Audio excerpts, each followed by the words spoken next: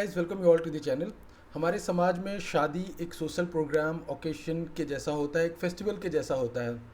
और सामाजिक तौर तरीके से मोस्टली शादियाँ जो होती है वो हमारे समाज में कराई जाती हैं। जब तलाक की बात आती है, डिवोर्स की बात आती है, तो काफ़ी लोगों को ये मिसकंसेप्शन होता है कि जिस तरीके से सामाजिक तौर पे शादी कराया गया उसी तरीके से सामाजिक तौर पे डिवोर्स भी कराया जा सकता है। तो रिलेटिव्स, पेरेंट्स, घर वाले या फिर समाज वाले, इन लोगों के द्वारा ये सजेशन दिया जाता है कि समझौता करा के दोनों पार्टीज़ के बीच में यानी हस्बैंड और वाइफ के बीच में समझौता करा के उनको रिटन फॉर्म में एक पेपर पे एक एग्रीमेंट बनवा के एक स्टैम्प पेपर पे उनका डिवोर्स करवा लेना चाहिए और दोनों पार्टीज़ लीगली अलग रह सकते हैं, उनका डिवोर्स हो जाता है। बट एक एग्रीमेंट पे साइन करने से, उसको नोटराइज करा लेने से, स्टैम्प पेपर पे ये सारी चीज़ें लिख लेने से इसकी कितनी वैलिडिटी है, ये एक बहुत ही बड़ा प्रश्न है। बिकॉज ये मिसकंसेप्शन है कि आपने कोई एग्रीमेंट बना लिया, कोई स्टैम्प पेपर पे लिख के उसे नोटरी पब्लिक से नोटराइज करा लिया, तो ये जो डिवोर्स है वो वैलिड होता है। तो लॉ क्या कहता है, लॉ इस पे क्या है, एग्रीमेंट पे, स्टैम्प पेपर पे जो डिवोर्स होता है, जो डिवोर्स कराते हैं लोगों, कितना वैलिड है, तलाक कैसे लिया जा सकता है और स्टैम्प पेपर पे तलाक लेने से क्या प्रॉब्लम्स अकर हो सकते हैं इन फ्यूचर, आज इसी टॉपिक पे हम लोग डिस्कस करेंगे। तो चलिए वीडियो को स्टार्ट करते हैं। वीडियो को स्टार्ट करने से पहले I would like to request, अगर आपने चैनल को अभी तक सब्सक्राइब नहीं किया तो please subscribe the channel and video को लाइक और शेयर करना ना भूलें। तो चलिए जानते हैं सबसे पहले डिवोर्स के बारे में। तो डिवोर्स इंडिया में सिर्फ दो तरीके से ही लिया जा सकता है, दैट इज़ फर्स्ट है म्यूचुअल डिवोर्स और दूसरा है कंटेस्टेड डिवोर्स। इन दोनों टॉपिक्स के ऊपर मैंने ऑलरेडी वीडियो बनाया हुआ है, वीडियो का लिंक मैं डिस्क्रिप्शन बॉक्स में डाल दूंगा। तो जब डिवोर्स की बात आती है तो आप सिर्फ एक कॉम्पिटेंट कोर्ट के थ्रू ही ले सकते हैं डिवोर्स का पिटीशन फाइल करके। जब तक कॉम्पिटेंट कोर्ट आपको डिक्री नहीं देती है तब तक वो वैलिड नहीं हो सकता और तब तक आप लीगली डिवोर्स नहीं है, डिवोर्सी नहीं है।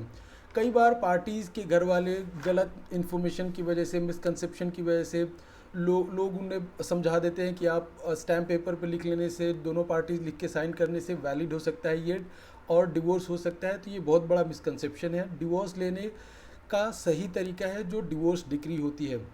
उन्हें लगता है कि जिस तरीके से सामाजिक तरीके से शादी हुआ उसी तरीके से एक स्टैम्प पेपर पे एग्रीमेंट बनवा लेने से डिवोर्स डिक्री मिल जाएगा और डिवोर्स हो जाएगा दोनों पार्टीज़ के बीच में और फ्यूचर में उन्हें कोई प्रॉब्लम नहीं होगा। तो ये बहुत ही गलत है, टोटली रॉन्ग है, मिसकंसेप्शन है।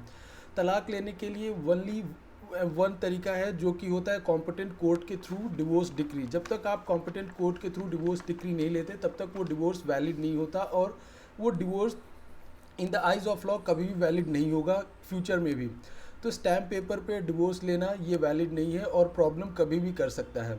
अगर पार्टीज़ अग्री करते हैं कि उन्हें अपना जो मैरिटल रिलेशन है वो कंटिन्यू नहीं करना चाहते, वो साथ में नहीं रहना चाहते, तो दोनों पार्टीज़ एक पिटीशन मूव कर सकते हैं कोर्ट में म्यूचुअल डिवोर्स लेने के लिए। या फिर अगर प्रॉब्लम है किधर शादी में तो आप कॉन्टेस्टेड डिवोर्स के लिए, अगर म्यूचुअल डिवोर्स नहीं हो पा रहा है तो कॉन्टेस्टेड डिवोर्स के लिए आप जा सकते हैं। जब तक आपके पास कोर्ट की डिक्री नहीं है तब तक डिवोर्स नहीं हुआ है, ये बात बहुत सी क्लियरली मैं बताना चाहता हूँ। मैरिज कंटिन्यू रहती है, मैरिज शादी शादी कंटिन्यू है और शादी वैलिड रहती है। पंचायत के थ्रू तलाक लेना भी इनवैलिड है।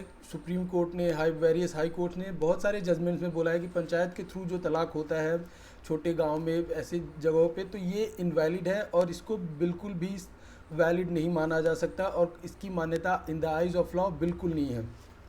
अगर पंचायत के थ्रू या फिर एग्रीमेंट के थ्रू आप जब डिवोर्स करते हैं या डिवोर्स लेते हैं, आप जब स्टैम्प पेपर पे लेते हैं या फिर एग्रीमेंट पे बना के कि दोनों पार्टी सेपरेट रहना चाहते हैं, नाउ डिवोर्स इज़ ग्रांटेड, तो ये सारी चीज़ें जब एक आप पेपर पे लिख के दोनों पार्टीज समझते हैं कि डिवोर्स हो गया, तो ये बिल्कुल भी सही नहीं है। इससे प्रॉब्लम, सबसे पहला प्रॉब्लम ये आता है कि आप जब सेकेंड मैरिज करने जाते हैं तो वो सेकेंड मैरिज आप नहीं कर सकते। अगर आपने सेकेंड मैरिज किया भी, तो ये वाइफ हो या हस्बैंड हो, किसी ने भी अगर सेकेंड मैरिज किया ऐसे एग्रीमेंट के बेसिस पे या फिर पंचायत ने बोला है अलग रहने के लिए, तो उस बेसिस पे आपने अगर दूसरी शादी की तो आपको बाइगमी के चार्जेस फेस करने पड़ सकते हैं। उसके लिए 7 साल का जेल टर्म का प्रोविज़न है आईपीसी में, ये एक बहुत ही गंभीर अपराध है।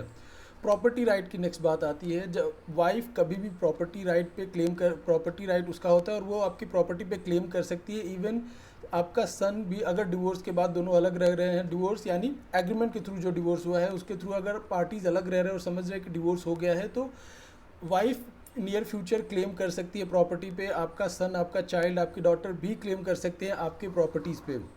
उनका प्रॉपर्टी राइट इंटैक्ट रहता है।